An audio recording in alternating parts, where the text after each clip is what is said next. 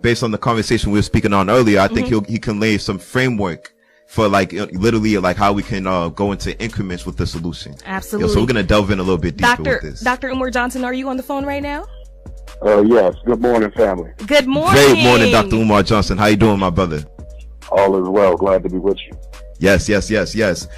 First and foremost, man, I wanted to bring this up because I'm from Brockton, Massachusetts, and I'm aware that your ancestor is Frederick Douglass, and Frederick Douglass has a garden at in my hometown, and they currently have like a banner up, speaking about his legacy, and I think this is like a sort of like it's going to start a conversation amongst members of the community who are not aware of your ancestor and how much he fought for our liberation or what liberation we do have today. So I want to say I honor your walk and I honor the torch that you're holding on right now, my brother.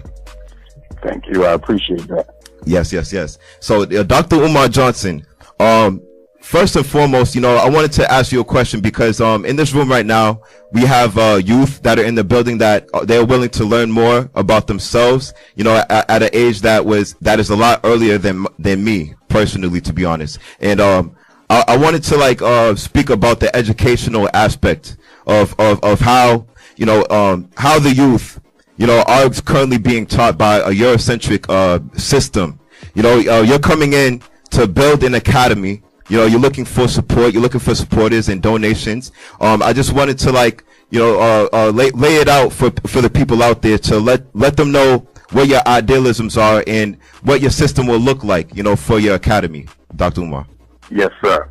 Well, as it relates to the Frederick Douglass and Marcus Garvey RBG International Leadership Academy for Pan-African Excellence, we're looking at this school to be a game changer. And by game changer, I mean this will be the first school of the 21st century that doesn't simply prepare black children to go to college. It will be a school that prepares them in the art of economic empowerment, acquisition, and development.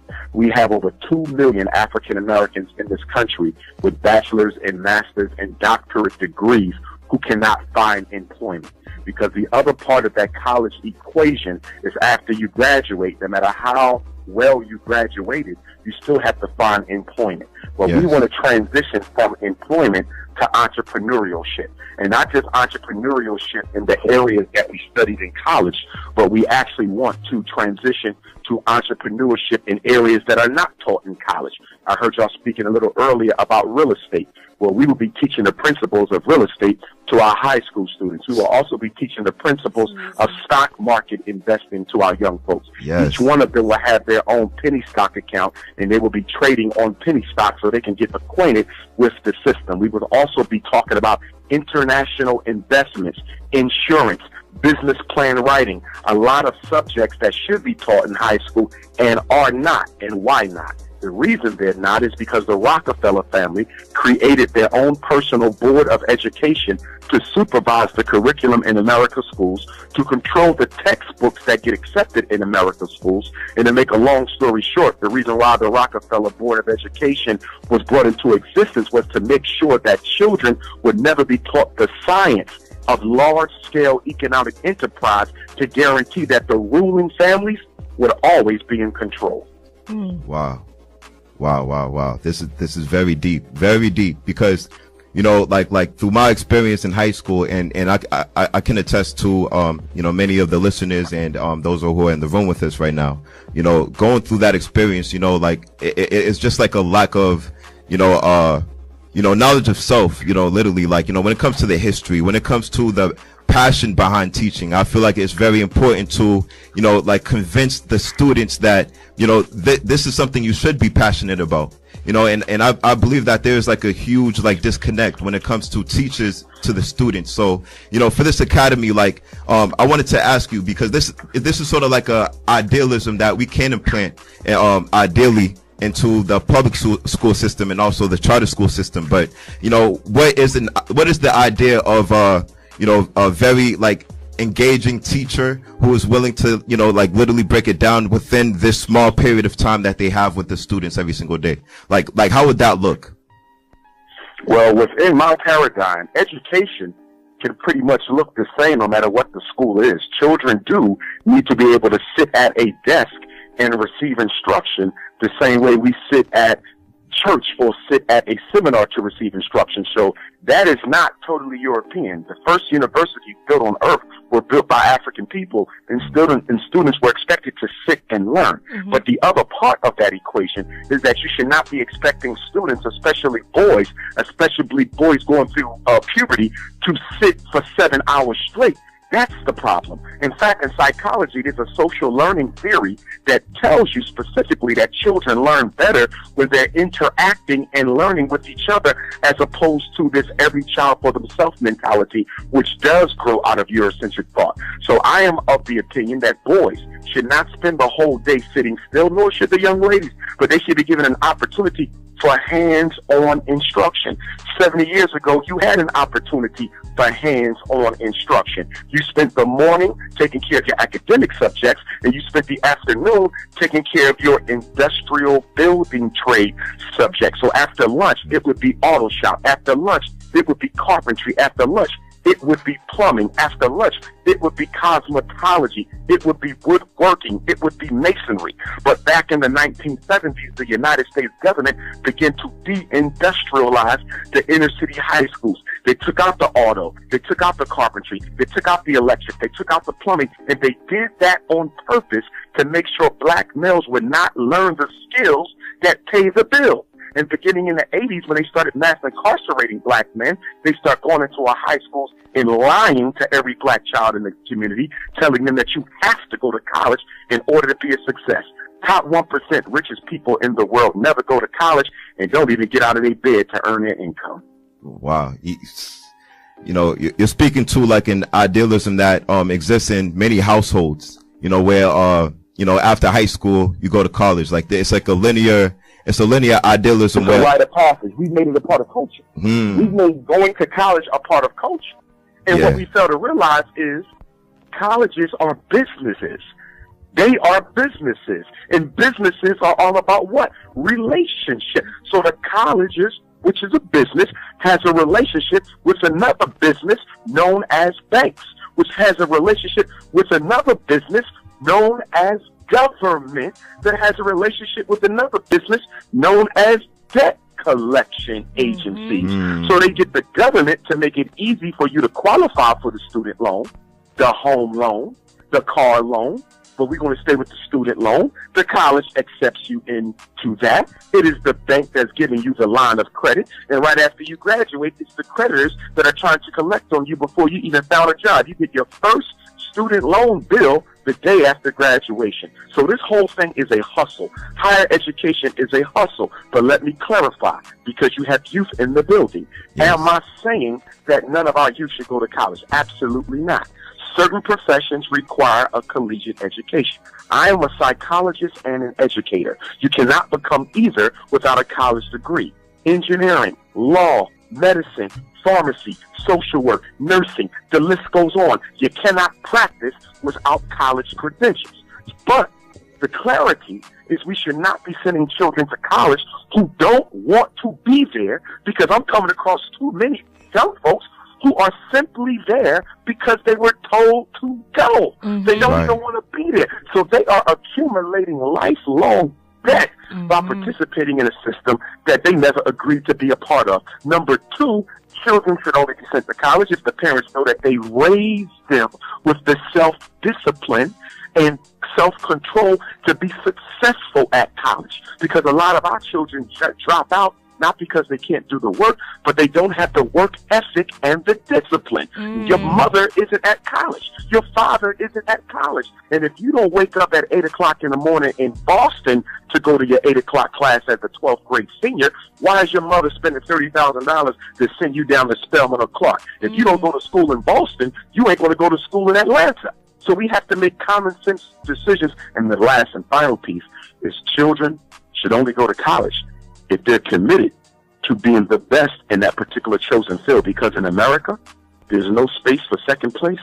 And if you're black, there's really no space for second place. I'm coming across too many mediocre college students. They're graduating, but barely, which means they get shut out of grad school. They get shut out of certain job opportunities, because a lot of businesses now, they want to see your transcript to see the grades you earned. Not just the degree, but the grades you earned. So if you're not going to be the best, don't even waste your time. Wow. I actually agree with that 110%. I am one who started school. I started at Bridgewater State University. I was there for about 2 years. But like I said, I've been working since I was 16. I knew that's where my focus was. That's where I was hungry. I would go to work happy. I would go to school miserable. And it was just like going into college. I didn't know why I was there. Honestly, I couldn't say, but I knew I had to go in there and I knew I had to pick because it was what I was told I had to do. And not necessarily from my parents, but it was just because my mom, she had me. She didn't go back till 10 years later, but she finished. It was her goal to finish. For me, it was just like my goal was to find what made me happy. And it was like being in school. I was amazing at school. Like, you know what I mean? I could do it, but it's just not what I wanted to do. It didn't make me happy. And I don't want anybody to feel like, they have to finish it because, I hate it that I'm 30 grand in debt now and I didn't finish, but it's just like, I found what made me happy and it was working and it was hustling and it was doing something that I love. And it's like, I still had to do a certain type of school, you know what I mean? I had to take a certain course and I still had to learn. I still had to sit down at a desk and do all that. But it was just like, I knew that I was doing it for something that I love, for something that I wanted. So it's like this pressure of kids having to go to school, not saying that they shouldn't, but it's just like, just wait until you know what you want. Just wait till you know what you want. That's the most important thing. You can save a lot of time. You can save a lot of money and you can save a lot of aggravation. But I'll say one thing too that Dr. Umar Johnson had said that what I really appreciate about the academy that you're trying to instill is the fact that you want to instill entrepreneurship in that too. Amazing. I feel like why is it that we're raising children with the employee mindset instead of like being like a CEO or a boss or owning your own thing? Why do we do that? Yeah, it comes from slavery. It comes from slavery.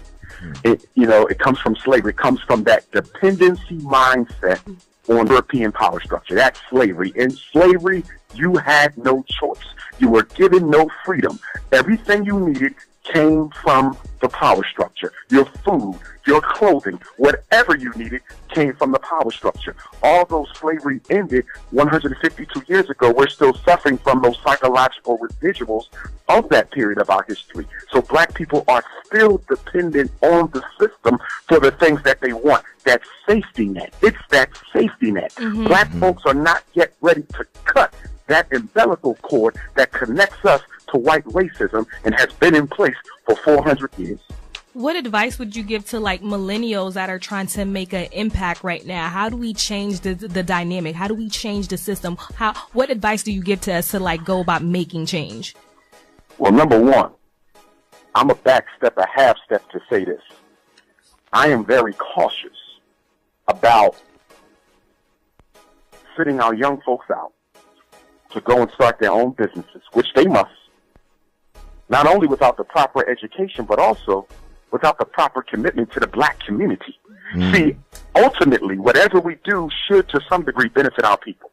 We're the only race in these United States whose personal agendas do not serve the collective benefit of our community. No matter what the Chinese do, 99% of them, whatever they do, somehow, some way, their people going to benefit directly.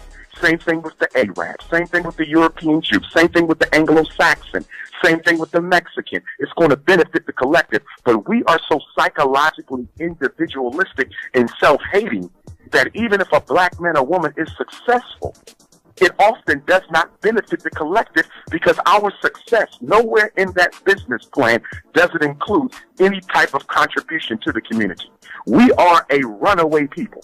We're a runaway people. As soon as we get a little bit of success, we run away from our people.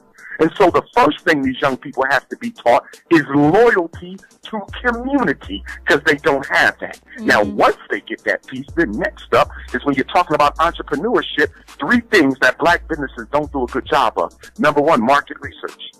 When we open up businesses, we open them up without studying the competition. And if we're the only black business, we assume that that's good enough reason for us to open up a shop. It's not a good enough reason because you're the only black business in a predominantly black neighborhood. It should be a good enough reason. It would be if you were Chinese or Arab. Why is it not a good enough reason for you? Because black people are not loyal to black people. So you cannot expect black folks to support you just because you are black. In fact, they're less likely to support you because slavery taught us the white man's ISIS culture. So number one, do your market research. Approach your business like a science. Don't just open up a shop and say black people should support me because I'm black. That is not going to work. Black people don't even want to be black, more or less shopping at your shop because you identify as black. So number one, do your market research. Number two, make sure you have an excellent marketing plan. How are you getting the word out about your businesses? When I speak across the country, and of course today I'll be speaking in Chicago in a few hours, it's amazing when I hear people jump up and they say, I have a business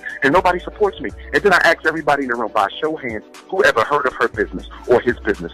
2 hands go up out of a room of 500 people. The reason you're not getting no business is because you're not marketing to people. You have to put money in. Where's your billboards? Where's your circulars? Where's your radio commercials at? You got to put in to get out. If you don't invest in your business, no one is going to invest in you. And the third thing is customer service. Black people do a horrible job of thanking black people who are loyal to them. If someone is buying from you on a regular basis, they never got a birthday card, they never got a Happy New Year, they never got a Kwanzaa gift, they come into your store, you ain't got no frequent shopping type of a program, you don't even have a customer service number where people can reach out to you and say, I really enjoyed this, or I still haven't received my product. We don't treat black customers well. But guess who do? White folks. They don't even like you, but they know how to treat you when you come into their store. You register, they send you stuff, coupons, deals, makes you feel like you're a part of the family. You're not. They're just exploiting you. They know because they've done their research. They know that if you treat people good, they're more likely to come back. Black people need to learn a certain lesson. You cannot get mad at black folks for not supporting you when you mistreat them and don't show love to your loyal customers. Hey, Dr. Umar, it's Bradley Sufran from Brockton, Massachusetts, and I wanted to ask you, so you're talking about, blacks getting educated and getting businesses, becoming entrepreneurs, but let's just say in history, we've seen how blacks have done that in the past, Black Wall Street, where we had hundreds of businesses, we had church, we had hospitals, we had it all, and it was destroyed, So my thing is, why are we going to try and integrate to a capitalist system when it's literally formed to be against us? Even if we are to get these businesses, this system is still not made for us to thrive.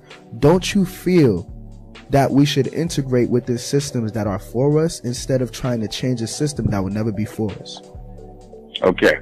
First of all, I didn't mention capitalism, and I definitely didn't mention integration. I'm a Pan-African nationalism, so 2 words you would never hear me talk about is capitalism and integration. Building business is not capitalism. Capitalism is the exploitation of the many by the few who control the mechanisms of economic opportunity. Black people were engaged in business before white folks ever came up with anything called capitalism. So we have to separate financial exploitation from business. Business is not capitalism in and of itself. Capitalism is exploitation and taking advantage of people. It's about monopolies and cornering the market. So we do not advocate capitalism, nor am I advocating integration into it, because you cannot integrate into the white man's Eurocentric system. You have to create your own. Black Wall Street was successful because you were not allowed to participate. They kept you out. And the only reason why they brought a desegregation was so that they could benefit from the black dollar. The only reason why they desegregated public education is to benefit from the black intelligence of the black child. So we don't need to integrate into his system. We can create our own. We already have a separate system. We're already a nation within a nation, but we just don't harness our economic power. $1 trillion of buying power that black people waste every year. In 2016, we spent $600 million on McDonald's. In 2016, $2 billion on Air Jordans. In 2016, $4 billion on alcohol and malt liquor. In 2016, black women spent $9 billion on weave and perm. In 2016, black people purchased 3 times the amount of Mercedes Benzes as white folk, but yet white folks have 3 times the amount of wealth that you control. So we can do anything that we want. Every culture in America is here to build a cultural empire. I don't care what major city you go to, there's a little Italy. I don't care what major city you go to, there's a Chinatown. I don't care what major city you go to, there's a Jewish community. And in those communities, they have a hospital, they have a bank, they have a supermarket, they have a school. A hospital, a bank, a supermarket, and a school. The 4 essential institutions of a community. Nowhere in America can you find an African town. Nowhere with their $1 trillion. Absolutely unacceptable. And the reason that is because black folks are not interested in investing in each other. We are intoxicated with integration. And before you can bring about another Black Wall Street, you're going to have to change the thinking of blacks. Because until there's a psychological revolution, until you change the way black people think, you will not change the spending habits, you will not change the values, you will not change the priorities, and you will not change our realities. Based on the stats that you have, brought up, and I thank you for that very much, Dr. Umar Johnson. I realized that, based on the spending power that we put to waste, is being put towards escapism and, yes. Materialism in order to, have a powerful status symbol. So like, I would love for you to like delve in more on that, for psychology of, having a powerful status symbol and escapism as well, and how that like, plays into how we deal with each other and ourselves in the community and when we look in the mirror as well. Exactly. You know why we have a black bourgeoisie? The reason we have a black bourgeoisie is because well-educated blacks, well-financed blacks know that no matter how many millions they got, no matter how many billions they got, no matter how many degrees they have, no matter how successful their parents were before them, they will never be treated as equal in this society. They know that. And so what they do, because they can never be accepted by whites, never be treated as equal with whites, they create their own white reality. And they close it off to other black folks who they don't consider to be as powerful or successful or as intelligent as themselves. And they simply monkey and ape and copycat the white social order. That is the genesis of the bourgeoisie. Black people who can never be accepted by white folks. So what we're going to do is we're going to approximate. We're going to approximate and imitate the white reality as closely as possible to give ourselves a sense of false equality. In other words, the illusion of inclusion, the need to feel equal to, is the driving force behind Black America's conspicuous consumption. What is it about Mercedes-Benzes and black folk? Is this something culturally in our DNA that leads us to purchase more Mercedes-Benzes than anyone else? No, it's a status symbol. By having this Mercedes and by buying this house in the white suburb, I know my white neighbors ain't going to be bothered with mine. I know they don't want their kids playing with mine. I know if another black family moves on this block, they all going to move away because they have the 2 black family rule. Because white privilege and white supremacy dictates that white folks should always have access to services and opportunities that black people shouldn't. I know I'm going to be mistreated. It doesn't matter. I'm here because it makes me feel equal. I know I can't afford this Mercedes-Benz, but I have it because it makes me feel equal. So shopping for black people is a form of psychological therapy. And it's the most expensive type of therapy that's on the market because it is destroying our economic infrastructure as a people because we're not putting our money where it needs to be. We're simply spending our money to give us a degree of psychological escapism and a degree of mental freedom. Wow. And as this is the condition that is currently going on in throughout the country, there is a gentrification and urban removal that is currently happening right under us. The rug is being pulled. So like I've noticed like recently in my area, I don't know if you see it around the country, Dr. Umar, but I see more signs of like we buy houses for sale, and I wonder like where's the funding to put these signs strategically in neighborhoods where there are houses that are rotting. There are people who are struggling to pay the mortgage and things, or the rent and things to that nature. Like, I would like to learn more, man, and like tap into your like philosophy when it comes to, you know, like what is going on in regards to gentrification in America. How should we look at this, and what shall we do about it? Indeed. Now, whenever you're dealing with a contemporary issue, you must do this history on it. So let's look at this. Black people were never originally in the inner cities, not in large numbers. We were in the South. We were in the rural sections. Coming out of slavery, we continued to do what? Work the crops. We were agriculturalists. We did that. We were also tradesmen. But we would come into the cities to work. We would go back to our rural and agricultural communities in the evening. And we were largely concentrated in the South. What happened was during World War I, because they didn't let blacks fight in World War I, they sent the white boys off to fight.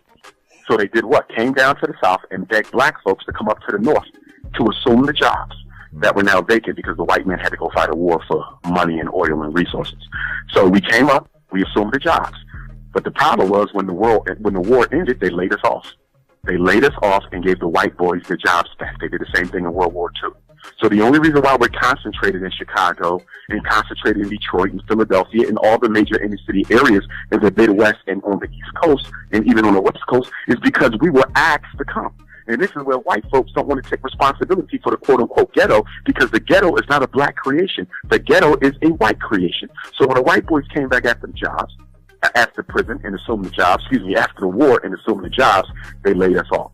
So that's when the welfare programs became necessary. That's when President Roosevelt came out with his New Deal, with all these Social Security and all these different programs began to be created between the 40s and the 80s to help poor black folks who were struggling, not because they didn't want to work, but because they could not find work. Today, what is the biggest issue? 75% of black youth are unemployed, 50% of black men are unemployed systematically, and black men have been kept unemployed for a very, very long time. So anyhow, because there were so many blacks concentrated in the cities, white folks said what?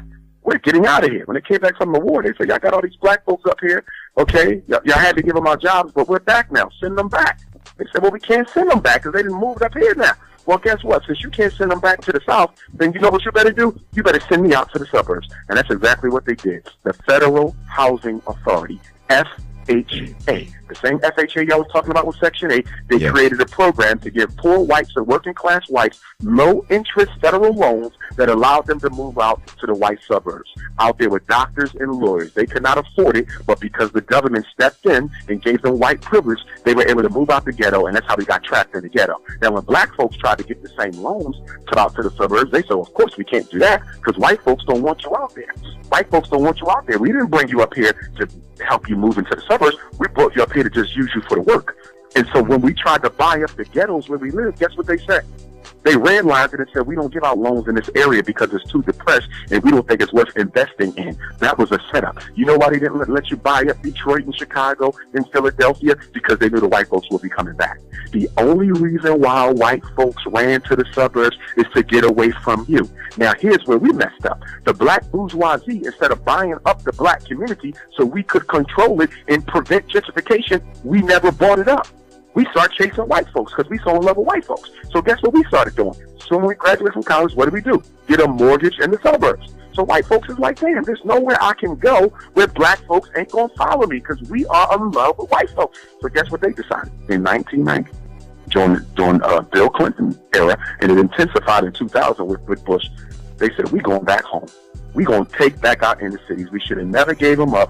Damn those blacks. They're going to have to get out the way. And guess what? When they decided on the gentrification program in the 90s, which kicked in Y2K 2000 under Bush with his election, they were able to come back and snatch the ghettos back. Why? Because we didn't own nothing. We were Section 8. We were projects. We were public housing. We were redlined from getting loans in the ghetto to buy the properties that were available. So gentrification was planned years ago. White folks always knew they was coming back home. And now we're being kicked out the inner city because we got comfortable being tenants and not being landlords. Hey, Dr. Umar, I want to ask you, how can the European power structure fall? How can it fall? Here's the thing. All black people got to do is do right for themselves. It'll fall anyway. See, we sort of realize something. most of the success of all the other races in the world is contingent upon the backwardness of Africa and African people. There's Chinese people who can't wait to come to your community to open up a stop and go in China. Don't even speak English, but they've been told by their family members, but if you come to one of these black ghettos and open up a stop and shop and stay open late and sell loose cigarettes and ginger ale and Newports and some dirty food, you can get rich off of it. You got Arabs doing the same thing. Come to Detroit, get one of these gas stations. You'll be filthy rich in a couple of years. East Indians, come here, get one of these hotels. Jews, come up here and open up a small community thing. You are the opportunity for the whole world. It's insane because we can't be the opportunity for ourselves, but we're the opportunity for everyone else. All you got to do is stand, and the white man automatically falls. Do you realize financing poverty is $1 billion industry? Financing poverty, Section 8, halfway houses, prisons, jails, therapy for drug addicts, homeless shelters, abused women's shelters. Servicing poverty is $1 billion. You got white folks with so-called not-for-profits, because ain't no such thing as a not-for-profit, because nobody does anything for free. You got white folks with these not-for-profits who are making billions of dollars off of black folks' refusal to solve their own problems without outside white help. All you got to do is stand, my brother. Hold on, when you say stand, though, stand in what sense?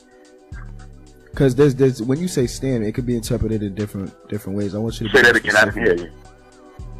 I said, in what way do you mean to stand? Because right now, in what way do you mean? You got blurry. Your voice got blurry. My voice got blurry. I said, in what way do you mean to stand? Because it seems like black people are in an abusive relationship with the Europeans right now. It's like they are, and it's like we don't love ourselves enough to stand up and get ourselves out of the situation. So when you say stand, what do you mean by that? We feel hopeless. We feel hopeless. Black people are psychologically defeated.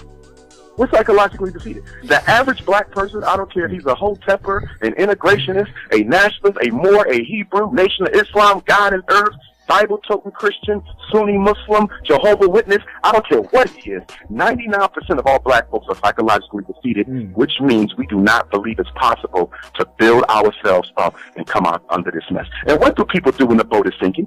You saw Titanic. What do people do when the boat is sinking? They jump off. Running to the suburbs, marrying a white woman, cooking your hair up to look like a white woman. I mean, look at it. Now the white woman is the idol for all black folks. The black man can't wait to get one, and the black woman can't wait to look like one. You know, it's funny, and now they're like, you know, they're reintroducing braids and saying that it's a new style. You know what I mean? So like they're sort of like adopting some of the trends and styles that black women have already naturally, you know, expressed. And you know what? I actually have a question for you, Dr. Umar Johnson. And again, I've been like this, I feel like this has been my theme throughout the entire show. So it's really about family units, right? And why is it so difficult for, you know, black people, for us to like, you know, instill those family units and maintain them? You know, what happened to two-parent family household? I'm sick and tired of seeing single family parent household. Like, why is it so difficult for us to learn how to interact and build with one another?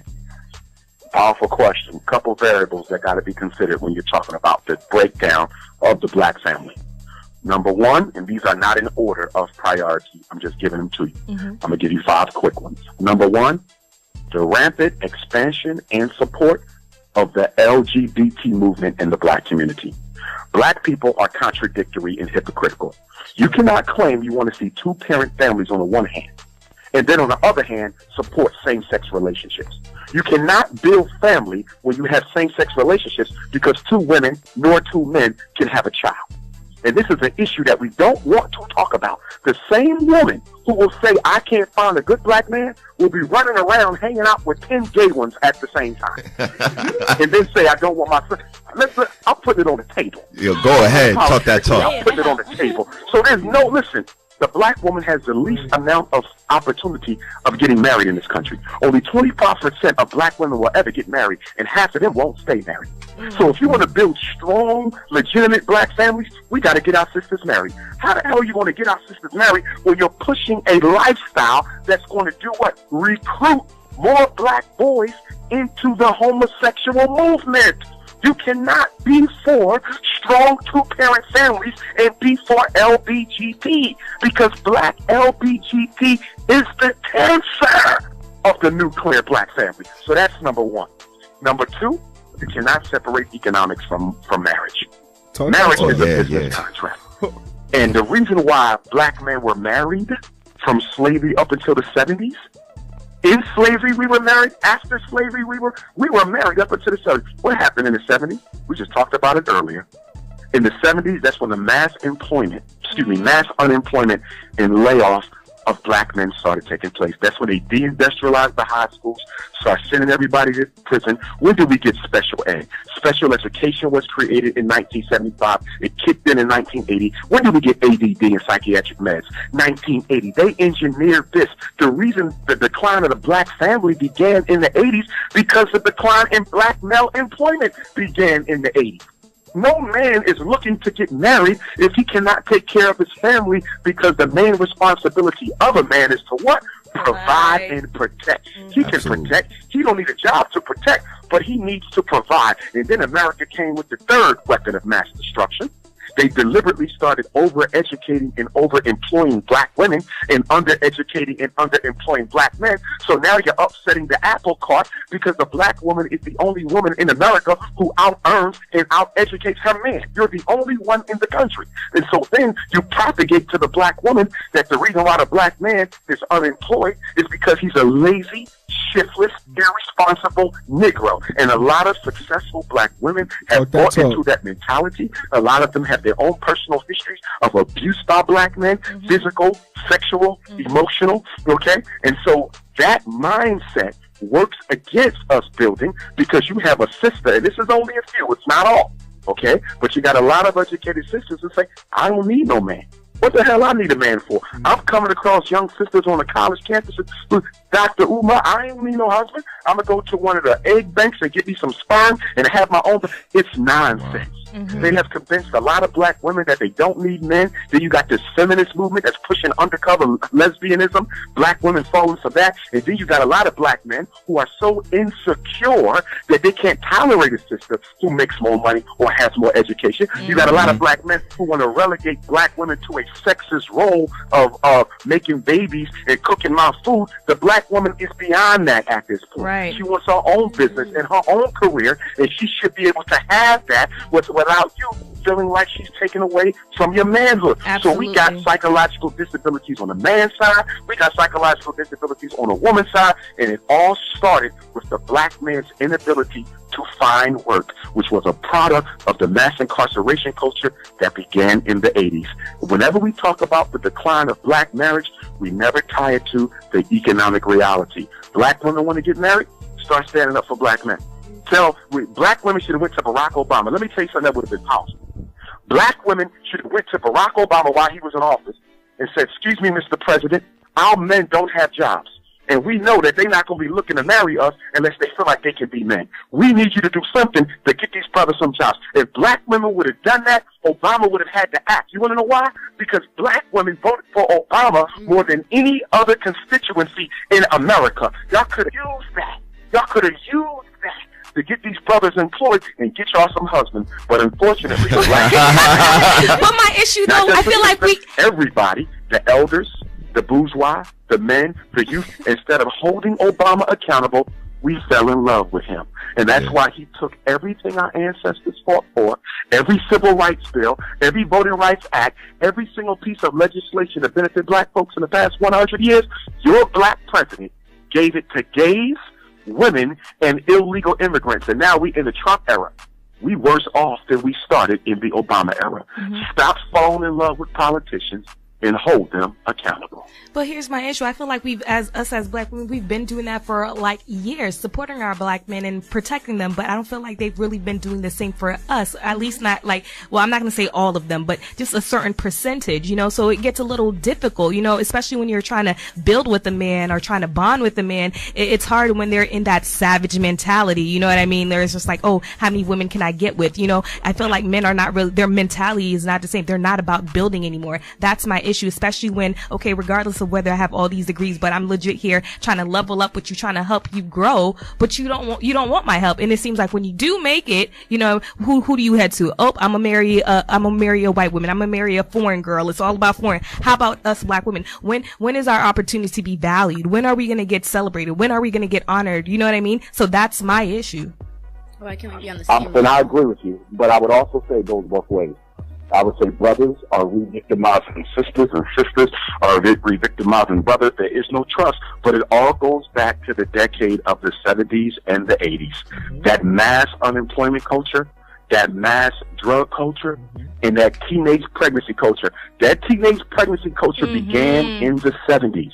We got to understand something. After they assassinated Dr. King in 1968, the United States government began to create every type of Machiavellian program and strategy they could to make sure black folks would never rise again.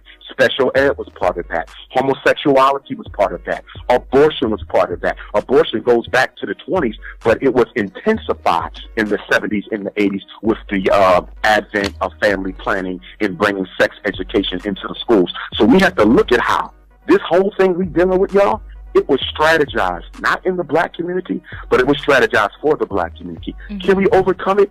Sure we can. But in order to do that, black men got to commit to black women, and black women got to commit back to black men. We ain't got nobody else. Ain't nobody coming to save us if we don't save ourselves.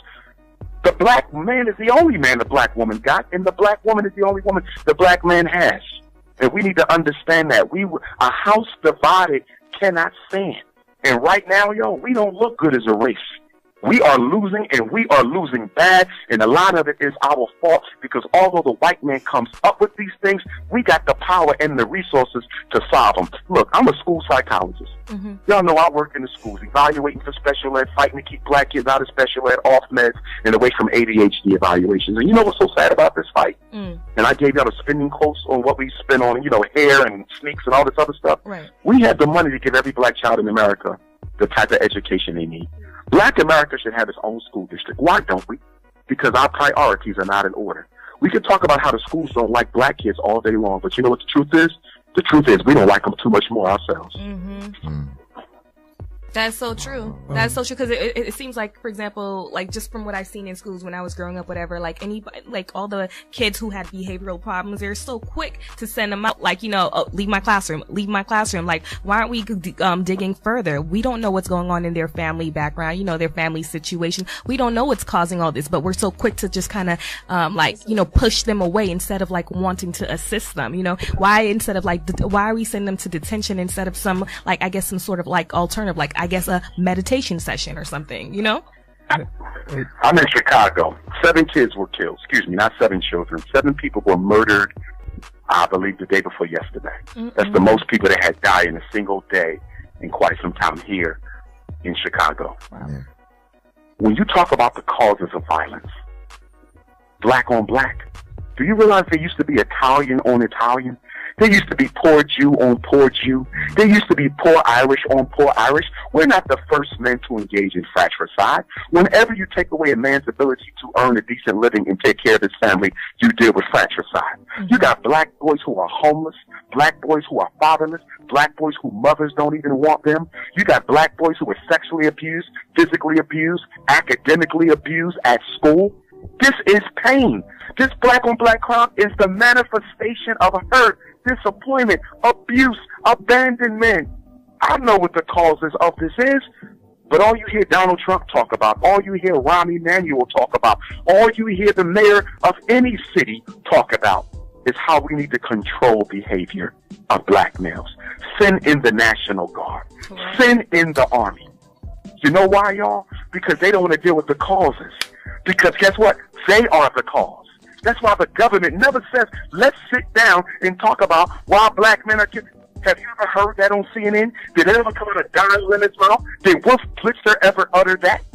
Has even Al Sharpton or Jesse Jackson ever mentioned that? Hell no. Because they keep on pushing a narrative that the black man is nothing but a monster who was born to kill, when the truth of the matter is they know that what's going on in the streets of Philadelphia, Chicago, Detroit, Houston, LA, and everywhere else is a direct outgrowth of government policy, a policy of miseducation and economic castration. The mother of all violence is miseducation, and the father is economic castration. Miseducated boy is then preventing him from being able to get a job. He will become a killer. He will become a thief. He ain't got no choice. Criminals are not born. Criminals are made. The real criminals are in Washington, D.C. Hey, Dr. Umar, I want to ask you, So with all the knowledge that you have and all the teachings that you do, it's clear that you have a lot of influence. Now, what is the action that has been behind the influence that you have? You can mobilize so many people, but I'm not really sure on what you have been doing, because you've been educating. I know you travel the world, and I know you educate wherever that you go, but what is the actual moves that you've been making to change the condition of black people? Okay, I'll give you 5 of them. Number 1, the Frederick Douglass and Marcus Garvey Academy, which will be opening on the anniversary of the Nat Turner Revolution, August the 21st of 2018. We hope to have the school by this August the 21st, 2017, and everyone is invited to join us in the Nat Turner land, Druryville, Virginia. We will be celebrating Nat Turner on his day, August the 21st, on the land where his revolution took place, because that will be our next total solar eclipse. And in African culture, eclipses are very important. That's a sign that times are changing. So we're going to celebrate that this August 21st. Next August 21st, God willing, we'll have the school. So that's number 1, the education of our children. Number 2, every Tuesday morning, I host a free black parent teleconference to help black parents fight to save their children in schools. It's absolutely free. They don't pay. They call every Tuesday, 6 a.m. to 8 a.m. Eastern Standard Time, 6 to 8. Sometimes we're on longer because sometimes we get more parents some days than others. The number to that is 857-232-0158. 857-232-0158. And the access code for the parent call is 870-864-POUND. 870-864-POUND. The third thing, I have the Black College and Consciousness Tour. Every year where I take 11 to 17-year-old black boys and girls, we go to different black colleges, but we also call it the Consciousness Tour because we take them to significant places related to the black experience in America. Last year, in addition to going to Cheney and Lincoln and going to Howard and Coppin and Bowie and Hampton and Norfolk State, they went to the Harriet Tubman home where she lived at, Frederick Douglass home where he lived at, went to the graves of both of those ancestors. We took them to the Apollo Theater, the Malcolm and Betty Shabazz Center, which is where Brother Malcolm was murdered, February 21st, 1965. We went to Ferncliff Cemetery to pour libations at the grave of Dr. Ben, Khalid Abdul Muhammad, Paul Robeson, James Baldwin, Betty Shabazz, young Malcolm Shabazz. They're all in the same cemetery. Then we took them to the Black African Holocaust Museum in Philadelphia, the Great Blacks of Wax Museum in Baltimore, the Benjamin Banneker House, the Underground Railroad, the Nat Turner Land, Dorney Park, Great Adventures, Paintball. They have a wonderful time learning and having fun, but also getting that information about college. And then the fourth thing is I have the National Independent Black Parent Association, an organization that was started this past May to organize black parents to fight against academic racism. 7 areas: special ed, school discipline, school policy, social support, finance, homeschool parent advocacy. So we got about 20 chapters that are about to launch on the 1st of April. Okay, if anybody wants to be a part of that, because we need those in every school district in America, the first national movement for black parents, they can get in contact with me to do that through drumarjohnson.com. And then the 5th thing that I'm working on is a repatriation task force to the mother continent, which is Africa. What we're trying to do is accumulate money, and we're going to buy a large piece of land in one of the African countries, and we're going to start building a community for Africans from America who want to go back home. That's right. We haven't had a major repatriation movement since Marcus Garvey 100 years ago. So I'm putting that together now. So those are just 5 of the major things that I'm working on when I'm not on stage, raising the consciousness of the people.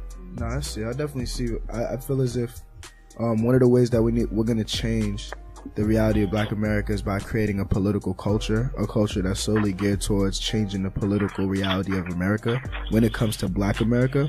And I definitely agree with some of the things that you're doing, but I feel as if there's so much more that we all can be doing, especially you as a Black leader. I feel as if you can be mobilizing people to actually be against or start taking strides to change the system.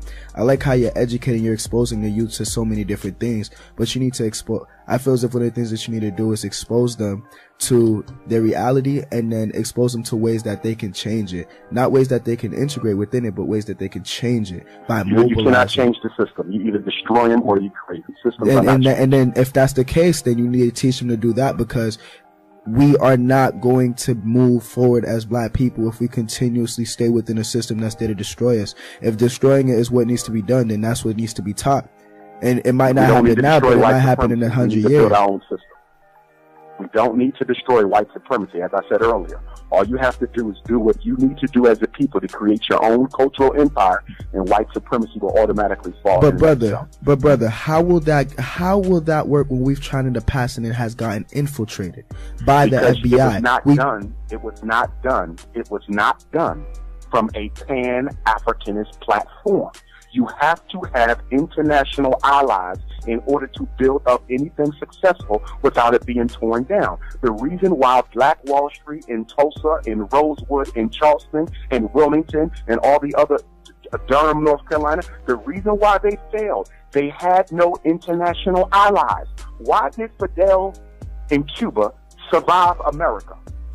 Cuba is no larger than most of the states in America. 90 miles away from the 90 miles. An hour away in America could not topple Cuba. Why? Because Cuba had international allies. From what country? Brother Russia. From Russia. Told America that if you mess with Cuba, you got to mess with us.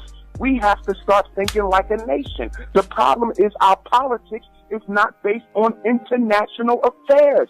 We keep on operating like Black Americans within America. And if you keep doing that, you're going to be destroyed. It has to be Pan-Africanism or it will perish. Well, you also have to take into account the fact that there's a lot of people who are ignorant and don't even identify as Pan-Africanism. They don't identify as an African. So what do you do to those people? Those people need, I feel as if something new, something that's not already there, something that they can relate to, especially when it comes to the millennial generation. What you're saying is all great, but when it comes to Pan-Africanism, they don't care. How do you reach those youth?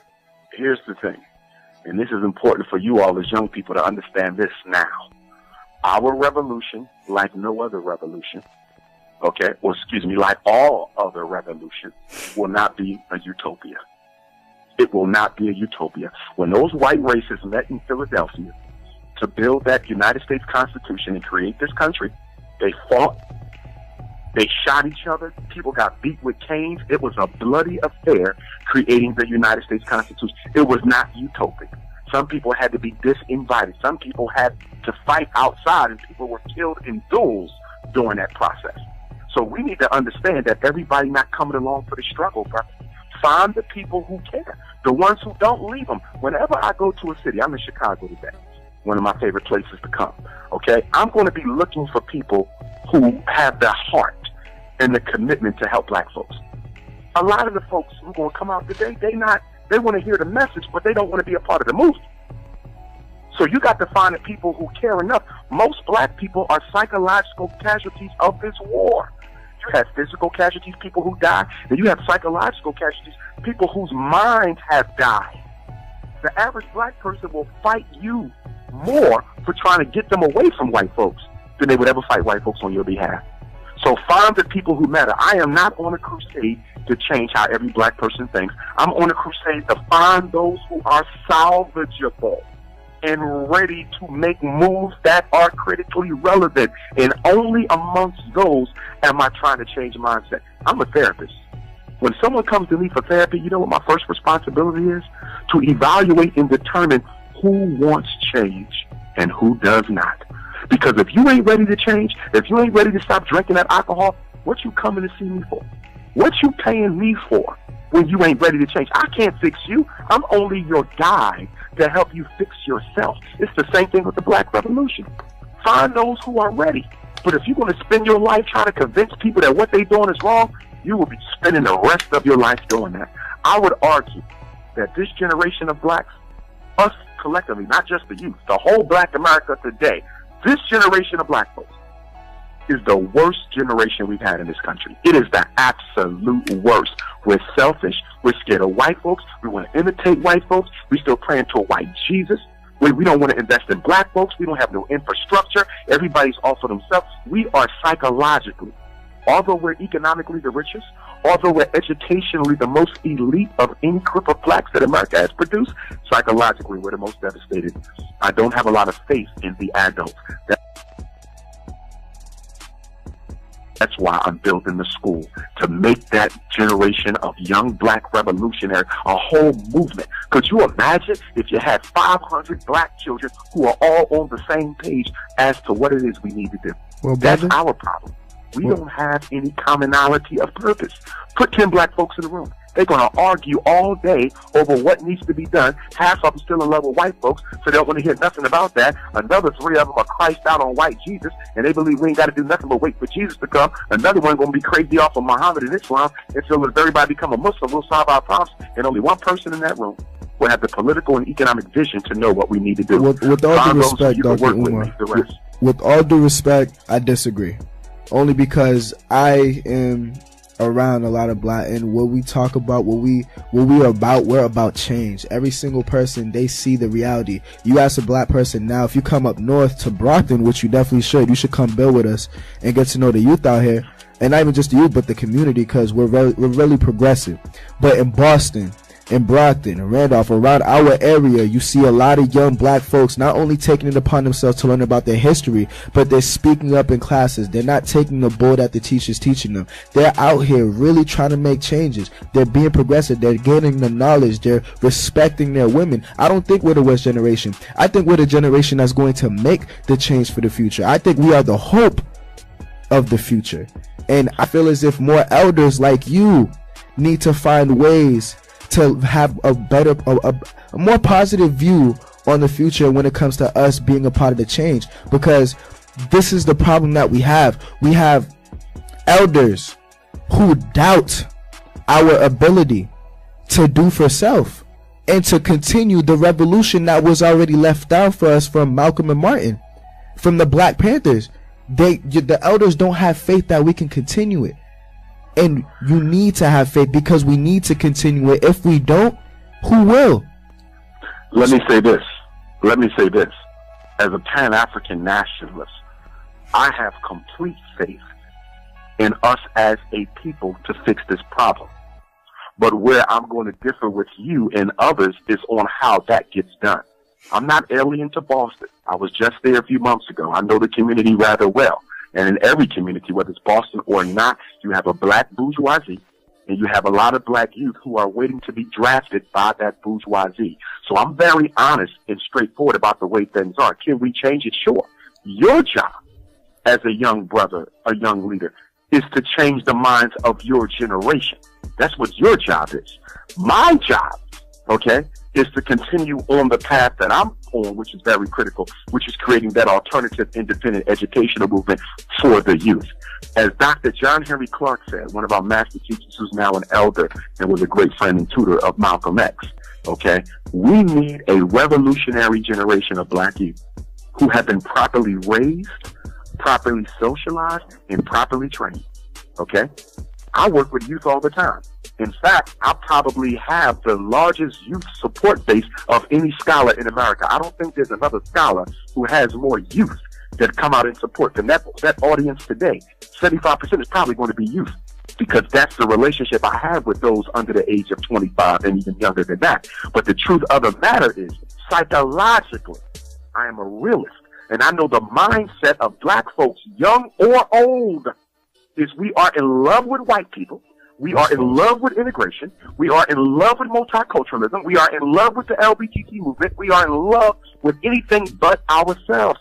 I'm not giving up on that generation. Well, I'm gonna have to disagree. But what I am saying though, is my focus. I determine my focus, no one else. My focus is on building those schools so I can take babies from their parents' house, put them through the right system of preparation. So by the time that they are your age or my age, they're already ready and know what they need to do. I am only looking for those who are salvageable and have the consciousness to do the work according to the platform that Marcus Garvey laid out. I'm not interested in nothing else. Nothing else. I'm not interested in Jesus freaks, Muhammad freaks. I'm not interested in integrationists, LBGTs. I'm not into that. And a lot of your generation is. It's your job to get them ready for what I need them to do. I agree. It is my job. It is my job to gather up the young people and like my generation and educate them and get them aware and then get them mobilized. But one thing I can say, I tell you what, we could do a conference in Boston if y'all want. It has to be in Brockton. Brothers and sisters, right here on this line. You know, we can get the what's the theater I was at? What's the black theater up there? The Strand Theater. Black on. The Strand Theater. Brother Umar, has to be in Brockton, Massachusetts, the city of champions. That's where we're from. And then we have a base out there. We can do a youth conference up there. Cool. That'd be perfect. Amazing. I'll take care of the expenses. We just need to put it together. Let's talk about that. And we can get all the youth. It won't just be for Boston. We'll target Boston, but they can come from wherever they want to come. Cool. And we can take a weekend, may even do a week-long Black Revolutionary Leadership and Entrepreneurship Conference. Okay. Or something like that. We can make that happen in this year, 2017. How will I get your contact? Serious, we can do it. That would be perfect. I just want to thank you once again, Dr. Umar Johnson, for giving us this amazing interview. Like, you gave us a lot of necessary things to think about and, like, want to change. And I definitely want to thank our other guests as well. Brianna, I want to thank you for being coming on here and telling us about real estate and teaching us. So I really appreciate that. And of course, our youth in the building. We hope you learned some things, and we hope you guys enjoyed yourself. And of course, Bradley, I really appreciate you for being here and asking these hard questions. So, Dr. Umar Johnson, we're going to talk a little bit more after the interview so we can switch contact information and get this going. But Waz, would you like to say anything, my brother? Absolutely. Like Dr. Umar Johnson, I admire your work ethic, your consistency. It's absolutely helping many communities. You're a beacon of hope in many ways. I look at Bradley, who you have been speaking with, as a beacon of hope in many ways as well. And I'm more than willing to connect the dots. And we embrace you with open